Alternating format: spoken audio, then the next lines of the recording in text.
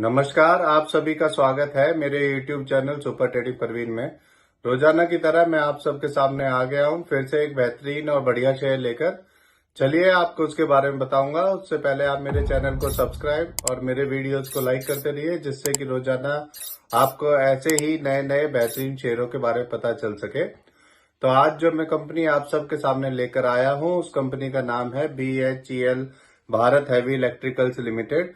इस कंपनी में अभी अभी एक बड़ी खबर आई है। इस कंपनी को 15,000 करोड़ का एक ऑर्डर मिला है। ये ऑर्डर इस कंपनी को NLC इंडिया लिमिटेड से मिला है। इस ऑर्डर में ये कंपनी उड़ीसा में 3 गुना 800 megawatt NLC Talabira thermal power project बनाएगी। इस ऑर्डर में company boiler, turbine, generator and associated auxiliaries along with electrical and C&I balance और प्लांट पैकेजेस सप्लाई करेगी। इस प्रोजेक्ट में ये company erection and commissioning civil work भी करेगी। ये ऑर्डर ये कंपनी 64 महीनों में पूरा करेगी। चलिए आगे बताता हूँ आपको। एक साल पहले इसका शेयर 80 रुपए का था और अब 196 का है। एक साल में इसने डबल से ज्यादा कर दिया है। अगर आपने इसमें एक साल पहले 1 लाख रुपए लगाए होते तो आज आपके वो 2 लाख से भी ज्यादा हो चुके होते। अब मैं आपको इस कंपनी के बारे में बताता हूँ कि ये कंपनी करती क्या है। ये एक पावर प्लांट इक्विपमेंट बनाने वाली कंपनी है। ये company power transmission, industry, transportation, renewable energy, oil and gas and defence sector में काम करती है। ये एक सरकारी कंपनी है और ये गवर्नमेंट ऑफ इंडिया के अंडर काम करती है। ये कंपनी डिविडेंड भी देती है। अब मैं आपको इसके नेगेटिव पॉइंट्स के बारे में बताता हूं। इस कंपनी ने पिछले 5 सालों में -4.11% की पुअर सेल्स ग्रोथ दी है, जो कि इसका सबसे बड़ा नेगेटिव पॉइंट है। इस कंपनी ने पिछले 3 सालों में -2.25% की रिटर्न ऑफ इक्विटी दी है। ये एक इसका दूसरा नेगेटिव पॉइंट है।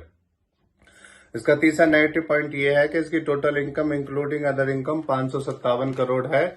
तो इसके तीनों नेगेटिव पॉइंट है। चलिए आगे बताता हूं आपको।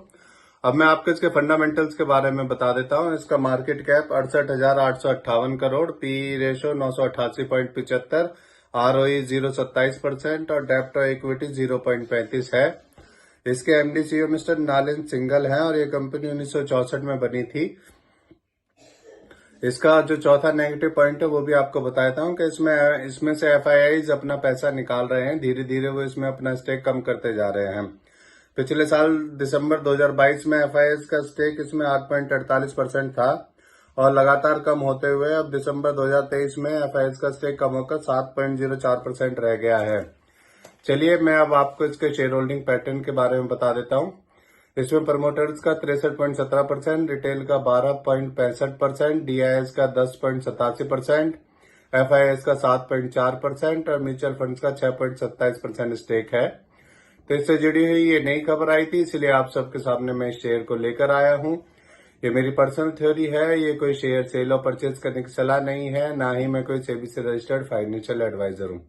आप मेरे चैनल को सब्सक्राइब और मेरे वीडियोस को लाइक करते रहिए, जिससे कि रोजाना आपको ऐसे ही नए नए बेहतरीन शेयरों के बारे में पता चल सके। तो मैं अब कल फिर आऊंगा आप सबके सामने फिर से एक नया बेहतरीन शेयर लेकर। धन्यवाद।